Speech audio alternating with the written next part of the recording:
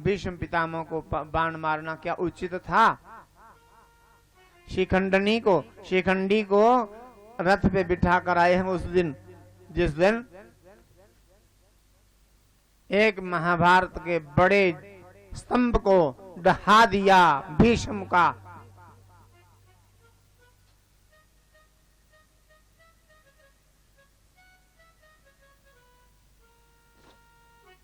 शिखंडी जिनको नारी भी कहते हैं, शिखंडी नारी के रूप में, बाद में वे नपुंसक और उसके बाद वे पुरुष के रूप में, पर जन्म से नारी थी, स्त्री थी, इसलिए भीष्म जी उसको स्त्री ही मानते थे। उसकी आड़ लेकर के अर्जुन ने बाण चलाए हैं भीष्म पर। था अनुचित के नहीं? अधर्म था कि नहीं?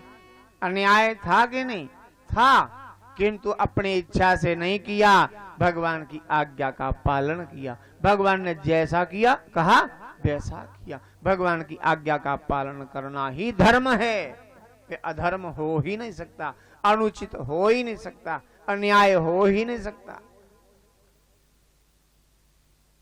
और फिर कर्ण को कैसे मारा गया? जब वे निहत्था थे, रथ के नीचे थे, उस समय उनका वध किया।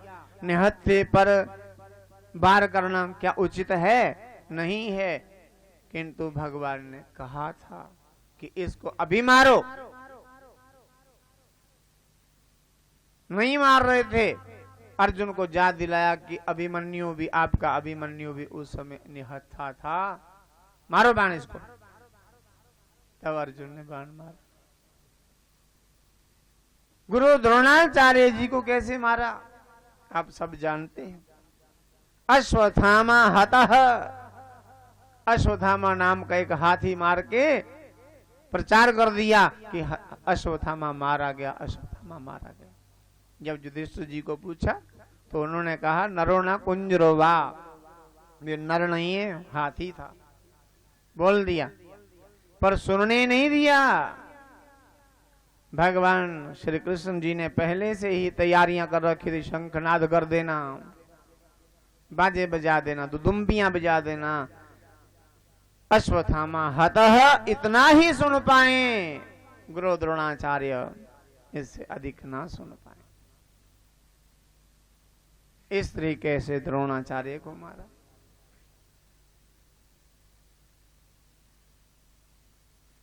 और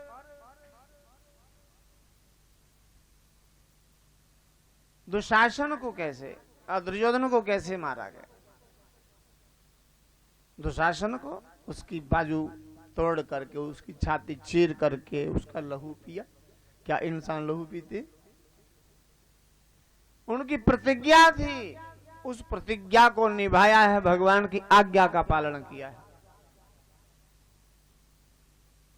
और दुर्योधन को गदा प्रहार से मार गिराया। कमर के नीचे गदा प्रहार करना अधर्म है, अनुचित है, अत्याचार है। पांडवों ने किया, भीमसेन ने मारा, जंघाएं तोड़ी उसकी, भगवान कृष्ण की आज्ञा से। भगवान कृष्ण जी ने आज्ञा दी थी, भीष्म पितामह को कहा था आप कौरवों को छोड़ दीजिए, पांडवों के पक्ष में आ जाइए। भीष्म जी ने भगवान की आज्ञा को नहीं माना। उन्हें राष्ट्र धर्म को ही सर्वोपरि मान लिया। उन्होंने अखंड ब्रह्मचर्य का पालन करने का जो संकल्प लिया था, उसको निभाने के लिए ही ये महाभारत का युद्ध जो है ये बना। यदि वे विवाह कर लेते या राज सिंहासन पर बैठ जाते तो महाभारत कहाँ होता। हमने वे नियम धारण कर रखे हैं जी, जो नियम भगवान को पसंद नहीं है। अपने वचन का बद्ध बनना, वचन के पक्के बनना अच्छी बात है, किंतु भगवान किस में राजी हैं ये भी विचार कर लेना चाहिए। पांडवों ने उचित नहीं किया।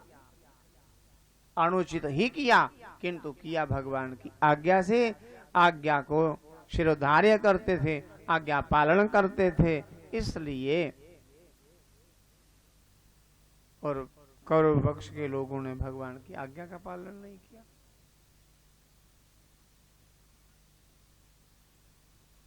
साधु की संगत कबहु न कीने,